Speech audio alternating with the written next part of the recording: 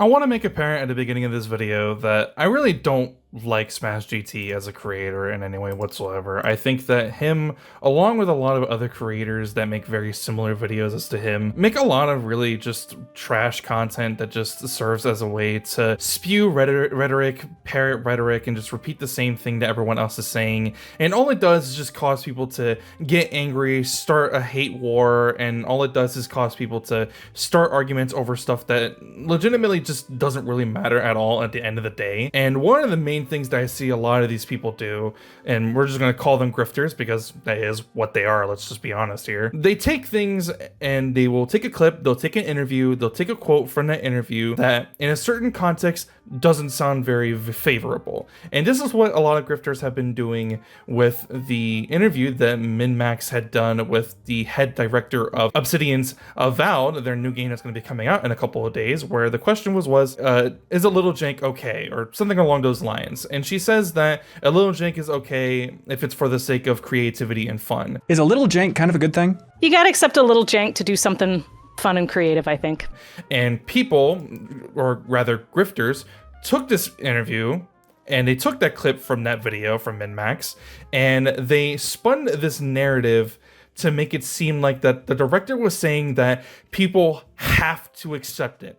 They're forced to accept it, nothing else. They're not allowed to have a say in it, and that they're saying that the game is going to be a buggy, glitchy, janky mess, and it's going to be an absolute disaster. Now, the only person that I've actually ever heard anyone describe issues with the game in terms of performance or just the game being stable in any way whatsoever is Luke Stevens. He actually posted a review of his experience playing Avowed, and he had a lot of issues trying to get the game run on his rig, on his system. It wasn't running very well. It would crash all the time. Sometimes the save would get corrupted every now and then. And it was just a terrible time for him to try to get the game to actually run. But when he could actually play the game, he actually really enjoyed it a lot. He had a lot of really good things to say about the game, and that's the reason why I'm going to use this clip of him talking about, you know, the jankiness of Avowed and other Obsidian games as my explanation as to what I think that the director tried to say. I want to talk about the game now for what it is. So from this point on, let's say that the game is magically fixed and everything's great and wonderful and you can play it and enjoy it and not run into any of those problems. What's the game like then? Well, first things first, it's important to understand what Avowed is trying to be. It is a classic Obsidian RPG. That means it's a little bit tighter in scope and budget. Think of their old school fan favorite game, Fallout New Vegas. It's a tighter in scope Fallout game, but that tighter scope allows them to go deeper with the writing, with the consequence, with what the player is able to do with their agency. It's really, really cool and people connect with it a lot because while it is janky, it's much more free when it comes to player choice. What I think that the director was trying to insinuate was that even if something looks a little odd and looks a little weird and doesn't look right, it's a little janky. If it's for the sake of player freedom and creativity for the game and allowing players to have more fun, and if it's fun, like the main thing, if it's fun, if it allows creative freedom for the player during their gameplay and during their gameplay experience. If it exists for that reason, even if it looks a little odd, even if it's a little janky, even if it doesn't work 100% like how it's supposed to, for that sake alone, they'll compromise whatever they can. They'll try to fix things up along the way to try to make it, not as janky. But if it still does its intended purpose, then that's fine. Now, that is to say that if the game does come out and a lot of people are having a lot of performance issues, or they're not able to get the game actually running on their systems, whether or not they're playing it on Xbox through Game Pass, or if they bought the game and it's still not running well, or if they're playing it on PC, on Steam, and it's still not running well, or if it's crashing all the time and people's save files are getting corrupted. Obviously, that's a legitimate criticism that you can have for the game. And I'm not saying that Avowed is completely devoid of criticism. You're allowed to have criticism of the game, but when you mention things like pronouns and how the game is forcing the player to have pronouns, it's like you're making it sound as if that the developers are going into your house, they have a gun pointed to your head, and they're forcing you to choose a pronoun that you don't want to choose. That's what you're making it sound like when you put it in your title that the game is forcing pronouns onto you. Because ultimately, why does it matter if the game has pronouns or not? Especially in a game that titles itself as a RPG, a role-playing game. In a role-playing game, you should be able to describe yourself and like, create yourself in however way that you want, with what type of hairstyle do you want, what style of like jaw structure you want, whether or not you want to look like a woman, whether or not you want to look like a man, whether or not you want to have this pronoun or that pronoun. You should be able to create yourself however way do you want, and pronouns are just simply another option for players who want to get themselves fully immersed into this role-playing game, because that's ultimately what it is. You're role-playing yourself and how you want to be in this game. And ultimately, yeah, it's a game. The pronouns aren't going to hurt you, so why are you making it such a bigger deal? And back to what I was saying before, they took this whole interview quote and this whole portion of this one video from MinMax's video where it was rapid fire questions. So she probably couldn't even really properly explain like what she had actually meant when she had answered that question. She just gave a really like quick answer to the question that was asked of her, and then they moved on.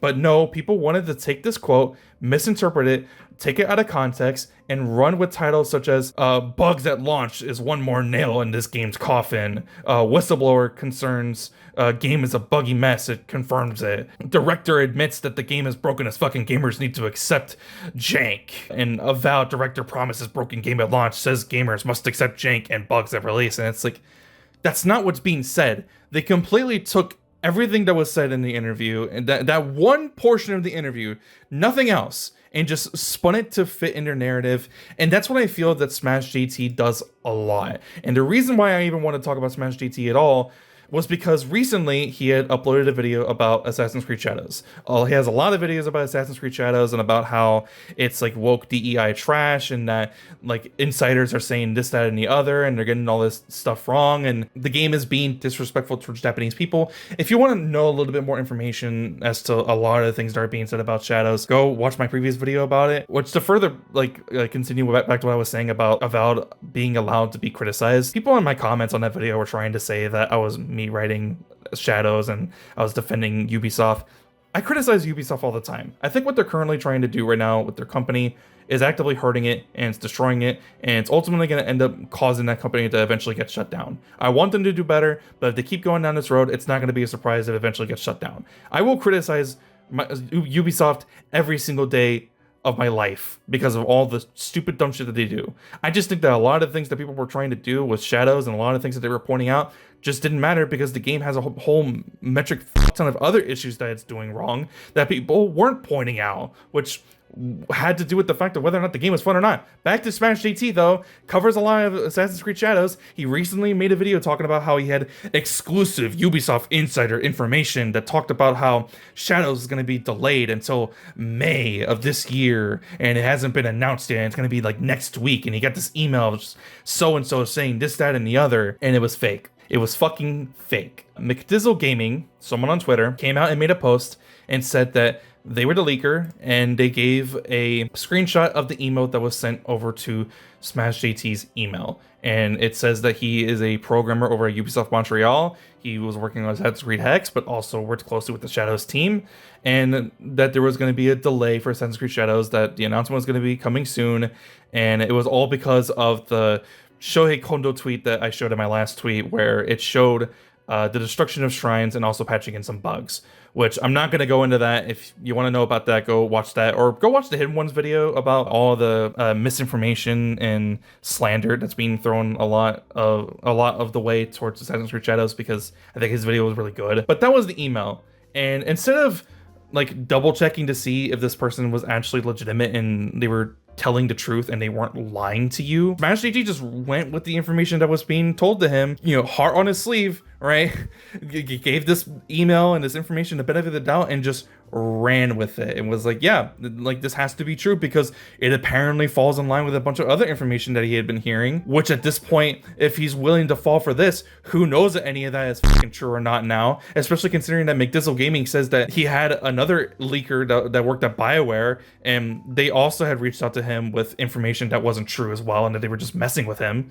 So I think after this, I think people just need to realize that there is no reason to ever listen and acknowledge and trust SmashJT ever again. He claims himself as a journalist, that he does investigative journalism, and that he reports factual information, but all this does is that it proves that he has no integrity. He has no integrity as a content creator, as a reporter, in journalism in any way whatsoever. He had no integrity to do the due diligence and fact-checking, double-checking, triple-checking, quadruple-checking, quintuple checking to make sure that this information was correct. He had gotten a name of an employee that actually works at Ubisoft, and what he could have done was that he could have found his LinkedIn page, like other people have done so, by the way. Other people have found the guy's LinkedIn page, which leads to his website, and his website has his email address, and you could have looked at the two email addresses together and seen that one of them didn't line up with one another, because fucking obviously, but fair enough. What if like the one that sent the email sending this information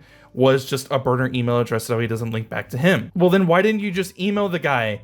If it's so easy to be able to get access to the real guy's email address, you could have sent an email to him asking if someone was trying to impersonate him with a screenshot of the email that was sent to him. To you, Smash, Jeff, whatever you want to fucking call yourself. It was so easy to try to like fact check to see if this information was at all true or not. And instead of doing that, you went with a narrative that fit what you were trying to tell with what you and a whole bunch of other grifters online and on YouTube have been trying to say about Assassin's Creed Shadows for months now, for like a whole ass year, since the whole announcement of Assassin's Creed Shadows, ever since we first saw Yasuke. You just decided to go ahead and sacrifice all of your integrity, all of your credibility, all for the sake of a story that you thought was true, and it wasn't, because it fit with what you were trying to talk about on your channel, and lo and behold, all it did was just make you look like an idiot. If people still trust you after this, they are naive and absolute morons. No one should trust you ever again. And then to talk about in your video, by the way, about how you're only human and that humans make mistakes, and it's like, yeah, but you're also someone who does investigative journalism and reports news insider information, so you're immediately held to a higher standard than normal humans are. You're the guy that people are supposed to trust with factual information. If the guy we're supposed to trust doesn't have factual information and is instead reporting on information that isn't true, how are we supposed to ever trust you again? You're held to a higher standard, so we're going to be expecting better from you. It's as simple as that. And then also, just to point out, by the way, really fucking scummy of you to post McDizzle's other more privated information onto your video. And true, like it's technically public, you can find it out in public, but the fact that like this clearly isn't information that McDizzle wanted it to be out in the public eye, and he wanted a bunch of people to know, and yet you put it in your video, and we all know that the only reason why you even put this in your video in the fucking first place was because he wanted people to go over to those accounts on the LinkedIn page and on the other Twitter account to go and harass him. We all know that's the only reason why you did it, and we know for a fact that you have fans who are more than willing to do this, because here's a comment that shows exactly someone threatening to do this, to go and fucking harass him and troll him and shit. This is ridiculous behavior. The fact that you thought that this is a good idea to do is insane. Anyways, something really funny that SmashJT mentions at the very end of his video that I thought was really funny but also kind of pathetic and sad was the fact that he was seemingly surprised by a lot of the people that were responding to McDizzle's tweet exposing that SmashJT has no integrity in his journalism. And for some reason he was surprised. I don't know why he was surprised, because naturally people are gonna not like someone for any number of reasons, except a lot of people online, myself included, and many people on Twitter and many other people and other content creators in the gaming community do not like people like SmashJT. They do not like SmashJT. They don't like people who make videos with similar titles to his, thumbnails that are similar to his. We don't like grifters. What grifters do is that they take information, they spin it around to make it fit their narrative as best as possible, and then they lie. People do not like liars, and that's exactly what SmashJT is. We do not like you. We do not like grifters. Stop lying, stop spreading misinformation, and maybe people will start hating you less. That's entirely possible, but is it gonna happen? Probably not, because this is the only way that your videos will actually get any sort of traction, because this is all you're ever going to be known for now. You're going to be known as the grifter who spreads misinformation, and honestly, it's well deserved. With all that being said, I want to go ahead and end off the video with a really funny video of heel versus babyface from a year or so ago, back when Starfield was going through its whole drama about the pronouns. And I found a video about that had to do with that. It was like a meme rage video that I thought was really funny. I'm gonna wrap up the video with that, but first, I want to thank you guys for watching the video. If you enjoyed watching the video, be sure to leave a like, and if you want to see more, please be sure to subscribe. I want to give a shout out to the members, Patriot360 and Renegade Enigma, for being the members on the channel. I really appreciate it. I'll see you guys in the next one. I hope you guys have a fantastic day. I'm out. Peace. Sorry, did you want to get immersed in our world? Yeah, well, guess what? Fucking pronouns! Fucking gender ambiguity! Fucking current day California!